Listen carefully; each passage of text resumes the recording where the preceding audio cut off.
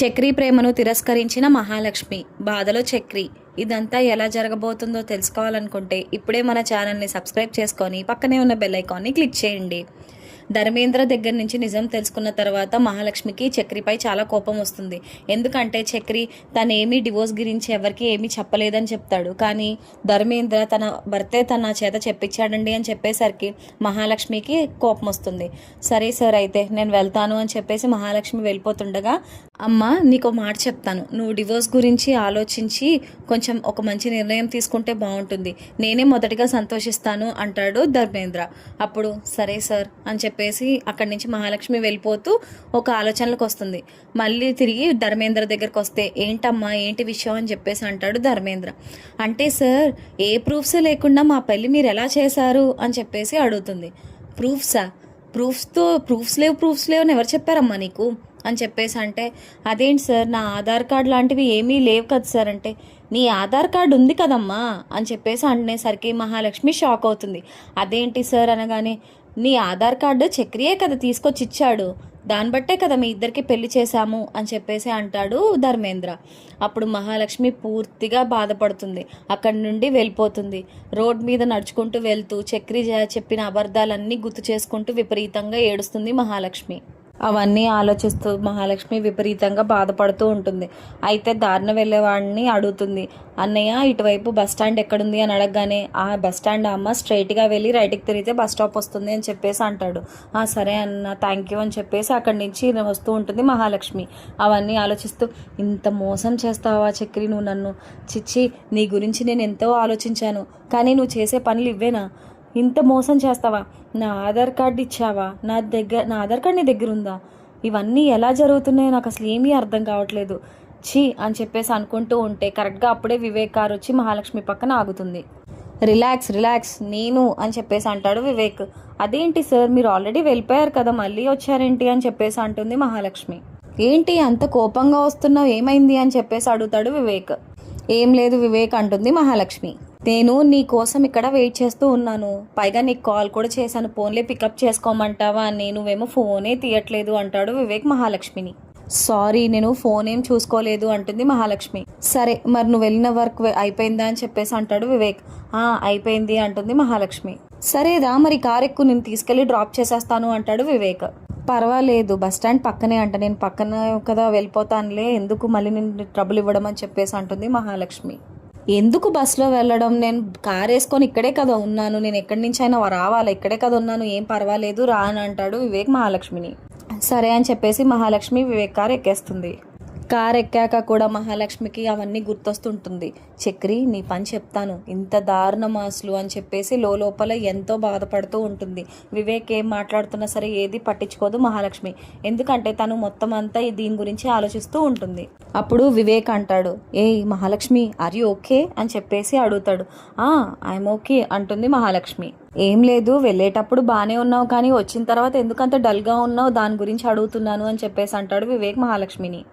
చిచ్చి అదేం లేదు, కొంచెం హెడేక్గా ఉంది, బయట ఎండ గట్టిగా ఉంది కదా అందుకని అని చెప్పేసి అంటుంది మహాలక్ష్మి. అయితే ఇద్దరు అలా మాట్లాడుకుంటూ కారులో ఉంటారు. అయితే ఇంటికి కొంచెం దూరంలోనే, సరే నువ్వు ఇక్కడ ఆపేసే నేను వెళ్ళిపోతాను నడుచుకుంటూ అంటుంది మహాలక్ష్మి వివేక్ని. పర్వాలేదు, ఇంటి దగ్గర డ్రాప్ చేస్తానులే అంటాడు వివేక్. పర్వాలేదు, నేను ఇక్కడి నుంచి వెళ్ళిపోతానని చెప్పేసి కార్ దిగేసి వెళ్ళిపోతుంది మహాలక్ష్మి. అప్పుడు వివేక్ అంటాడు, అదేంటి, నిన్ను డ్రాప్ చేయడం వాళ్ళకి ఇష్టం ఉండదా ఏంటి, నువ్వు నా కొలిగ్వే కదా, ఏమైంది అని చెప్పేసి అంటాడు వివేక్.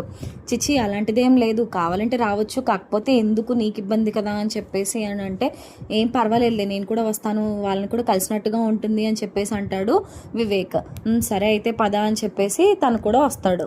ఒకవైపు ఏమో చక్రి, కన్న, కేశవ ముగ్గురు కూడా బుడగలు ఊదుతూ మొత్తం అంతా డెకరేషన్ చేస్తూ ఉంటారు. పెద్ద ఏమో లోపల నుంచి టేబుల్ తీసుకొస్తాడు మహాలక్ష్మి చేత మళ్ళీ కేక్ కట్ చేయించడానికి. నలుగురు అలా పనిచేస్తూ ఉంటారు. అప్పుడు చక్రి అంటాడు, రే తొందరగా కానివ్వరా అని అంటాడు కేశవని. అప్పుడు కేశవ, ఇదేమైనా మెషీనా, ఊదుతున్నాను కదా కనబడట్లేదా నీ కళ్ళు అని అడుగుతాడు కేశవ చక్రిని. నువ్వు రాకముందే బోల్డ్ అంతా డెకరేషన్ చేసావు, నేనే మొత్తం ఇవంతా ఊదాను తెలుసా అని చెప్పేసి అంటాడు చక్రి. సర్లే నీ ఎక్కువ ఆపు, వినలేకపోతున్నావు, హెల్ప్ చేయనా బయటికి పోనా అని చెప్పేసి అడుగుతాడు కేశవ. అప్పుడు ఏం వద్దులే కానివ్వు అని చెప్పేసి అంటాడు చక్రి కేశవాని. అప్పుడు కన్నా హాయ్ బాబోయ్ అన్నయ్య ఊది ఊది నా బుగ్గలు వాసిపోయేలా ఉన్నాయని చెప్పేసి అంటాడు. ఇంత పని చేసుకొచ్చాను నేను, నాకే అలసట రావట్లేదు, పెద్ద బుడగలు కొన్ని ఊదేసేసరికి బుగ్గలు నొప్పి వస్తుంది ఇది నొప్పి వస్తుంది అని చెప్తున్నావరా, ఈ మాత్రం పని కూడా చేత కదా నీకు అని చెప్పేసి అంటాడు చక్రి కన్నాని. ఇంకా 20 బెలూన్లు ఉన్నాయవన్నీ ఊదేసే అంటాడు చక్రి. అప్పుడు ఇంకా 20 బెలూన్ల, నేనేం ఊదను అని చెప్పేసి అంటాడు కన్నా. రే ఊదొచ్చు కదరా, మీ వదిన కోసమే కదా అనేసరికి సర్లే వదిన కోసం కాబట్టి చేస్తున్నాను అని చెప్పేసి మళ్ళీ ఊదడం మొదలు పెడతాడు కన్నా. నారాయణ లోపలికి వస్తాడు. ఈ లోపు వచ్చిన తర్వాత రే ఏంట్రా మళ్ళీ అని చెప్పేసి అంటాడు. రే ఏమో వచ్చాడు మళ్ళీ లోపలికి, ఎన్నిసార్లు చెప్పాలి నీకు బయటికి పొమ్మని, ఎన్నిసార్లు చెప్పాలి నీకు బయటికి వెళ్ళమని, కాసేపటి వరకు నువ్వు లోపలికి రాకు అని చెప్పేసి అరుస్తాడు చక్రి నారాయణని. ఏదో ఒకటి చేసుకోరా స్టూపిడ్ ఫెలో అని చెప్పేసి వెళ్ళిపోతాడు నారాయణ బయటికి. అంతా డెకరేషన్ ఒకసారి చూసుకుంటాడు చక్రి. ఏ అన్నయ్య అంతా బాగుందా అని అడుగుతాడు చక్రి పెద్దిని. అప్పుడు పెద్ది చాలా బాగుందిరా, చాలా బాగా చేశారు డెకరేషన్ అని చెప్పేసి అంటాడు. ఇది చూసి మహాలక్ష్మి షాక్ అయిపోవాలి అని చెప్పేసి అంటాడు చక్రి.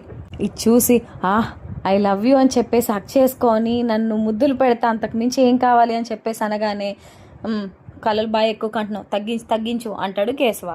అప్పుడు చక్రికి బయట సౌండ్ వినిపించగానే మహాలక్ష్మి వచ్చేసిందని పరిగెత్తుకుంటూ బయటకు వస్తాడు. తీరా చూస్తే అక్కడ వివేక్ కార్ కనిపిస్తుంది. అదేంటి వీడెందుకు వచ్చాడు అని చెప్పేసి అనుకుంటాడు చక్రి లోపల. అప్పుడు వివేక్ ఫస్ట్ దిగి తర్వాత మహాలక్ష్మి వైపు కార్ డోర్ ఓపెన్ చేయగానే మహాలక్ష్మి కింద దిగడం అవన్నీ చూసి చక్రి మనసు బాధపడుతుంది. సరే వెళ్తాను మహా, నాకు ఇంకా పనుందిలే వెళ్తాను, నువ్వు వెళ్ళు, నువ్వు లోపలికి వెళ్ళు అంటాడు వివేక్. అప్పుడు మహాలక్ష్మి అదేంటి మీరు ఇంత దూరం వచ్చారు, లోపలికి రాకుండా వెళ్ళిపోవడం ఏంటి, పదండి ఏం పర్వాలేదు అని చెప్పేసి అంటుంది మహాలక్ష్మి. దూరం నుంచే మహాలక్ష్మి చక్రిని చూసి ముఖమంతా మార్చేస్తుంది, ఎందుకంటే తను చేసిందంతా గుర్తొస్తుంది కాబట్టి. చక్రి మహాలక్ష్మిని వివేక్ని చూస్తూ అలా ఉండిపోతాడు గుమ్మం దగ్గర. వెనకాల నుంచి పెద్ది వస్తాడు. వివేక్ ఏమో వాళ్ళ వైపు చూసి ఎంతో హ్యాపీగా చేయి ఊపుతూ ఉంటాడు. నమస్కారం అండి, రండి రండి అని చెప్పేసి అంటాడు పెద్ది. అప్పుడు నారాయణ వచ్చి ఎవడరాడు అని అడుగుతాడు. అదే మన మహాలక్ష్మి పనిచేస్తుంది కదా ఆఫీస్లో ఓనర్ అని చెప్పేసి అంటాడు. ఓహో ఇతనేనా అని చెప్పేసి అంటాడు నారాయణ. బాగున్నాడురా అని చెప్పేసి అంటాడు నారాయణ. ఇదేంటి ఇలా అంటాడు అని చెప్పేసి అనుకుంటాడు చక్రి లోపల. మహాలక్ష్మి మాత్రం దగ్గరకు వచ్చేసరికి చక్రి ముఖం చూసి చాలా కోపంగా పెడుతుంది తన వైపు చూసి. చక్రికి ఏమీ అర్థం కాదు, ఎందుకు ఇలా ఉంది ఈవిడ అనుకుంటూ ఉంటాడు లోపల. అప్పుడు వివేక్ అంటాడు నారాయణ వైపు చూసి ఎవరు అని చెప్పేసి అంటాడు. అప్పుడు పెద్ది మీకు పరిచయం చేయలేదు కదా పోయినసారి వచ్చినప్పుడు, అతను మా నాన్నగారు అని చెప్పేసి అంటాడు పెద్ది. అప్పుడు సార్ నమస్తే అని చెప్పేసి అంటాడు వివేక్. నమస్కారం నమస్కారం అంటాడు నారాయణ. అప్పుడు లోపలికి వచ్చిన తర్వాత డెకరేషన్ అంతా చూస్తాడు వివేక్. చూసి వావ్ ఎంత బాగుందో డెకరేషన్, చాలా బాగా చేశారు అని చెప్పేసి అంటాడు వివేక్. అప్పుడు కన్నా వదిన డెకరేషన్ అంతా ఎలా ఉంది, బాగుందా అని చెప్పేసి నచ్చిందా మీకు అని అడుగుతాడు. బాగుంది బాగుంది అంటుంది మహాలక్ష్మి. అప్పుడు చక్రి సైకిల్ చేస్తాడు కన్నాకి. నేనే చేశానని చెప్పు అని. అప్పుడు కన్నా మొత్తం అంతా అన్నయ్యే చేశాడు, మొత్తం మీకోసం మొత్తం అన్నయ్యే చేశాడు అని చెప్పేసి అంటాడు కన్నా. అప్పుడు చక్రి నవ్వుతూ ఉంటాడు. మహాలక్ష్మి ముఖమంతా టెన్షన్గా కన్ఫ్యూజన్గా అలాగే కోపంగా ఉండడం చూసి పెద్ది అడుగుతాడు. ఏమైనా అయిందా అమ్మ, ఎందుకు అలా ఉన్నావు అని అడుగుతాడు మహాలక్ష్మిని.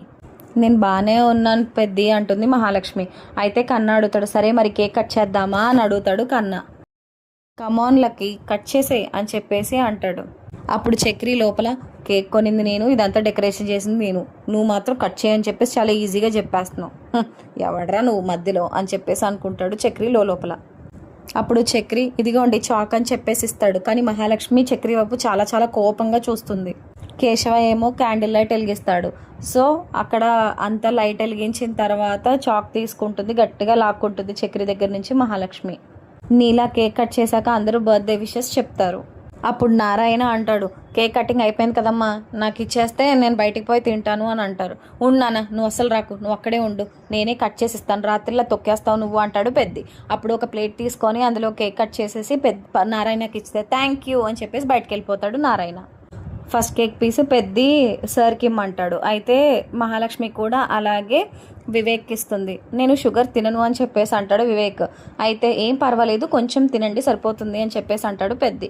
అప్పుడు చక్రి మొహం మాడిపోతుంది.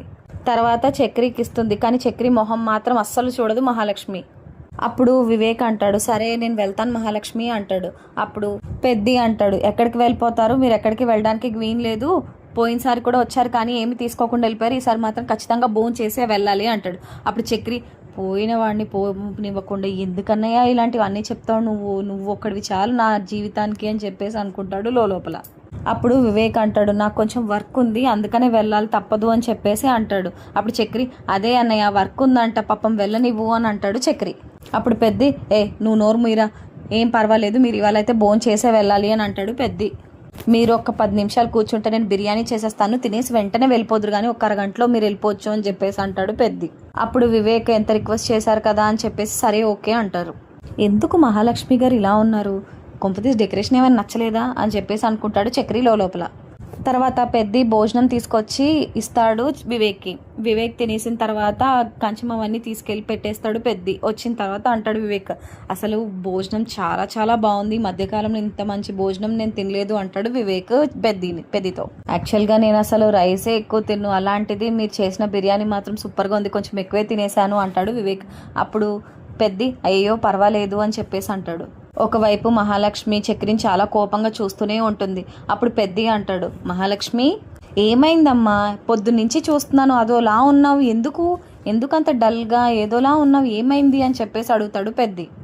ఏం లేదండి, ముందు మేము అక్కడ బయటికి వెళ్ళాము, చాలా లాంగ్ కదా, పాపం టైర్డ్ అయిపోయినట్టుంది, అందుకని అలా నీరసంగా ఉంది అని చెప్పేసి చెప్తాడు.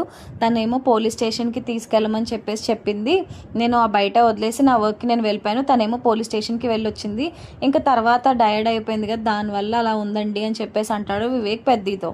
అప్పుడు చక్రి, అదేంటి పోలీస్ స్టేషన్కా, కొంపదీసి ఆ కానిస్టేబుల్ని కలవలేదు కదా అందుకే ఇలా ఉందా అని చెప్పేసి అనుకుంటాడు లోపల. అప్పుడు చక్రి అడుగుతాడు, అయినా మీరు వెళ్ళాల్సిన అవసరం ఏమైంది అని చెప్పేసి అడుగుతాడు. అవును పెద్ది, నాకు కొంచెం చిన్న పని ఉంది, కొంచెం తెలుసుకోవాలని చెప్పేసి వెళ్ళాల్సి వచ్చింది, వెళ్ళాను అని చెప్పేసి అంటుంది. అయితే దీంతో పాటు ఇద్దరు కలిసి వెళ్ళారా అని చెప్పేసి అడుగుతాడు చక్రి. అప్పుడు వివేక్, లేదు నేను నా పని మీద నేను బయటకు వెళ్ళను, తను ఎవరో కలవాలని చెప్పేసి తను వెళ్ళిపోయింది అని చెప్పేసి అంటాడు వివేక్. ఇద్దరు మాట్లాడుకుంటూ ఉంటారు. తర్వాత వివేక్ వెళ్ళిపోతాడు. వెళ్ళిపోయిన తర్వాత చీకటి పడుతుంది. చీకటి పడిన తర్వాత, బెలూన్స్ అన్నీ తీసేసావా, అంతా నీట్గా చెయ్యాలి కదా అని చెప్పేసి అంటాడు పెద్ది. మొత్తం బెలూన్స్ డెకరేషన్ అంతా మొత్తం క్లియర్ చేసేస్తారు. లేదు అన్నయ్య, ఇంకా చాలా ఉంది తీయడానికి, కాకపోతే వాళ్ళంతా ఉంచుకుందాము, ఎందుకంటే మహాలక్ష్మి గారు పుట్టినరోజు కదా బాగుంటుంది అని చెప్పేసి అంటాడు చక్రి. అప్పుడు చక్రి అంటాడు, ఏమండి నేను కరెక్ట్గానే చెప్పానా అని అంటాడు మహాలక్ష్మితో. అప్పుడు మహాలక్ష్మి ముఖం తిప్పేస్తుంది. పెద్దికి ఇదంతా ఏదో కరెక్ట్గా లేదు అనిపిస్తూ ఉంటుంది మహాలక్ష్మి ముఖం చూసి. అప్పుడు పెద్ది అడుగుతాడు, ఏమా మహాలక్ష్మి కాఫీ ఏమైనా తీసుకురమ్మంటావా అని అడుగుతాడు. అస్సలు వద్దు పెద్ది అని అంటుంది మహాలక్ష్మి. అప్పుడు కన్నా అంటాడు, అంటే మీరు డల్గా ఉన్నారు కదా వదిన, పైగా నీరసంగా కనిపిస్తున్నారు, అందుకనే అడిగాడు పెద్ది అని చెప్పేసి అంటాడు కన్నా. లేదు పెద్ది, నాకేం వద్దులే, నేను బాగానే ఉన్నాను అని అంటుంది మహాలక్ష్మి. నాకే కనుక డ్రైవింగ్ లైసెన్స్ ఉంటే సరదాగా మిమ్మల్ని బయటకు తీసుకెళ్లేవాడిని, కానీ ఏం చేస్తాం, డ్రైవింగ్ లైసెన్స్ లేదు కదండి అని అంటాడు చక్రి. సరే అయితే నన్ను ఇప్పుడు లాంగ్ డ్రైవ్కి తీసుకెళ్ళండి, మీతో మాట్లాడే పని ఉంది అని చెప్పేసి అంటుంది మహాలక్ష్మి. ఎగిరి గంతేస్తాడు చక్రి. కాకపోతే డ్రైవింగ్ మాత్రం మహాలక్ష్మియే చేయాలి, ఎందుకంటే లైసెన్స్ లేదు కాబట్టి చక్రికి. సో ఇద్దరు బయటికి వెళ్ళిపోతారు. ఇది చూసి ఇంట్లో వాళ్ళందరూ చాలా ఆనందపడతారు, ఎందుకంటే పాపం వాళ్ళిద్దరి బంధం చక్కగా బలపడుతుందని చెప్పేసి. గ్రీన్ పార్క్కి తీసుకెళ్ళమని చెప్తాడు మహాలక్ష్మికి. అలాగే వాళ్ళిద్దరికి పార్క్కి వెళ్తాడు. మహాలక్ష్మికి కూడా అక్కడ మాట్లాడే ఛాన్స్ ఉంటుందని చెప్పేసి మహాలక్ష్మి తీసుకెళ్తుంది పార్క్కి. అయితే చక్రి అంటాడు, మీరు రావడం నా జీవితంలో చాలా ఆనందకరం అండి, మీరు రావడం ఎంతో సంతోషం, నేను ఎన్నో నుంచో అనుకుంటున్నాను మీరు వస్తే నా జీవితం అంతా చాలా సంతోషంగా ఉంటుందని. ఆఖరికి మీరు నా భార్య అయ్యారు, మేమందరం చాలా సంతోషంగా ఉన్నాం, మా ఇంట్లో ఆడదిక్కు లేనే లేదు, మీకు అసలు పెళ్ళిళ్ళు కూడా అవ్వవు, ఎవరు మీకు పిల్లలు కూడా ఇవ్వరు అన్న రోజులు కూడా ఉన్నాయి. అలాంటిది మీరు వచ్చిన తర్వాత మా ఇంటి కలే మారిపోయిందండి, మీరుంటేనే నేను ఉండగలను, మీతోనే నా జీవితం అంటూ చెప్తాడు చక్రి.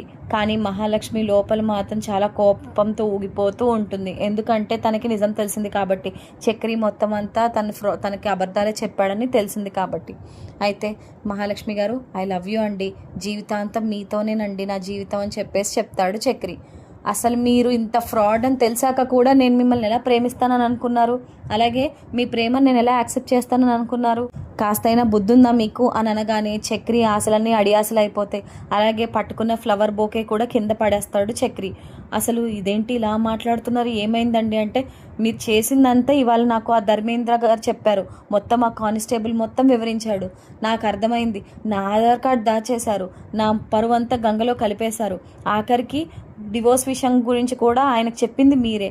ఇవన్నీ తెలిసాక నేను ఎలా అంటానండి, నేను ఎలా మీకు యాక్సెప్ట్ చేయగలుగుతాను? ఇన్ని అబద్ధాల, ఇన్ని మాటల, అసలు ఎవరైనా ఇలా ఉంటారా? మీరు ఇలా చేస్తారని నేనాడు అనుకోలేదండి. ఇంత ఫ్రాడా? చిచ్చి, నా మీద నాకే బాధగా అనిపిస్తుంది. ఇలాంటి వాళ్ళని ఎలాగండి? ఇంట్లో వాళ్ళందరూ మంచి వాళ్ళే, మీరే ఎందుకు ఇలా ఉన్నారు? ఇంకా సంతోషించండి, మీ ఇంట్లో పెద్దని చూసి నేను మీరే అని మాట్లాడుతున్నాను. అసలు మీ చెంప పగలగొట్టాలని ఎంతో ఆశగా ఉంది నాకు. అసలు ఏ మనిషి అండి మీరు? చిచ్చి, మిమ్మల్ని చూస్తుంటే నాకు అసహ్యం వేస్తుంది. ఒక ఆడపిల్లని ఇంత బాధ పెడతారా? మీ ఎంత ఏడ్చాను నేను, ఆఖరికి ఎంత ప్రాధేయపడ్డాను. అసలు ఇదంతా ఎలా జరుగుతుంది? డివోర్స్ గురించి అంటారా? ఆ డివోర్స్ తీసుకుంటే మనం అంటూ ఫ్రీగా మాట్లాడుకోవచ్చు, చక్కగా ఉండొచ్చు అని నేను అనుకుంటుంటే మీరు డివోర్స్ ఎందుకు అని చెప్పేసి ఆ కానిస్టేబుల్తో నా చేత మాటలు చెప్పిస్తారా? ఇన్ని మాటల, ఇన్ని అబద్ధాల? నేను ఏనాడు అనుకోలేదు మీరు ఇంత బాధ పెడతారు నన్ను అని. ఛీ అని చెప్పేసి అంటుంది మహాలక్ష్మి. అసలు మీరు ఇలాంటి మనుషులని నేను ఏనాడు అనుకోలేదండి. అసలు ఎక్కడా కూడా ఇంత డౌట్ కూడా రానివ్వలేదు మీరు. అమ్మ బాబోయ్, ఇలాంటి వ్యక్తులు ఉంటారా? మీకు ఒక నమస్కారం అని చెప్పేసి అంటుంది. అప్పుడు చక్రి, నేను ఇదంతా కావాలని చేయలేదండి. మీరు నా దగ్గర నుంచి ఎక్కడ దూరం అయిపోతారా అని చెప్పేసి ఎంతో భయపడ్డానండి. అందుకే అడుగడుగునా మీరు నా పక్కనే ఉండాలి అని చెప్పేసి మీతో అలా చెప్పాల్సి వచ్చిందండి. కావాలని మాత్రం నేను చేయలేదండి. మొన్నటికి మొన్న మీ నాన్నగారు కూడా చూశారు కదా, ఎలా మన ఇద్దరిని వేడి చేయడానికి ట్రై చేశారో. అదంతా భయం వేసే మీరు నాకు ఎక్కడ దూరం అవుతారా అని చెప్పేసి అబద్ధాలని ఆడానే, కానీ మీరేదో బాధపడతారని నేను అసలు అనుకోలేదండి అంటాడు చక్రి. ఇంకా ఆపుతారా మీరు? ఇంకా ఎందుకు అబద్ధాలు ఆడుతున్నారు? నన్ను ఎంత బాధ పెట్టారు? మీ ఇంట్లో ఎవరైనా బాధ పెడతారా నన్ను? మీరు తప్ప. ఎందుకండి ఇన్ని మాటలు మాట్లాడతారు? వద్దు, మా నాన్న గురించి మాట్లాడొద్దు, మీరు చేసిన వాటి గురించి మాట్లాడొద్దు. ఇంకెప్పుడు మీరు నాకు మీ లవ్ గురించి కానీ, మీరు నన్ను ప్రేమిస్తున్నారని అది కూడా నాకు తెలిసి తప్పే. ఏదో మీ ఇంటికి ఆడవాళ్ళు లేరు అని చెప్పేసి మీరు బాధపడుతున్నారు తప్ప అంతకు మించి ఏమీ కాదు. నేనే పిచ్చిమోహన్ దాన్ని. ఇంత పిచ్చి పిచ్చి మాటలన్నీ విని నాకు నేనే చెప్పించుకొని కొట్టుకోవాలి అని చెప్పేసి అంటుంది మహాలక్ష్మి. అయ్యో లేదు మహాల్ గారు, నేను అదంతా ఏం కావాలని చేయలేదండి, ప్లీజ్ అండి అని అంటాడు చక్రి. ఎంతో ప్లీజ్ చేస్తాడు, కానీ మహాలక్ష్మి కోపంతో ఊగిపోతూ ఉంటుంది. ఇంకా మీరు నాతో మాట్లాడకండి, డివోర్స్ వచ్చిన తర్వాత మీరెవరో నేనెవరో అని చెప్పేసి అంటుంది మహాలక్ష్మి. 6 నెలలు ఓపిక పడితే చాలు, ఇంకా తర్వాత నుంచి మీ పని మీది, నా పని నాది అని చెప్పేసి అంటుంది మహాలక్ష్మి. ఆ తర్వాత ఏం చేయబోతుంది చక్రి, ఏం చేయబోతున్నాడు? ముందుగానే తెలుసుకోవాలనుకుంటే మన ఛానల్ని సబ్స్క్రైబ్ చేసుకొని పక్కనే ఉన్న బెల్ ఐకాన్ని క్లిక్ చేయండి. Thank you so much for watching.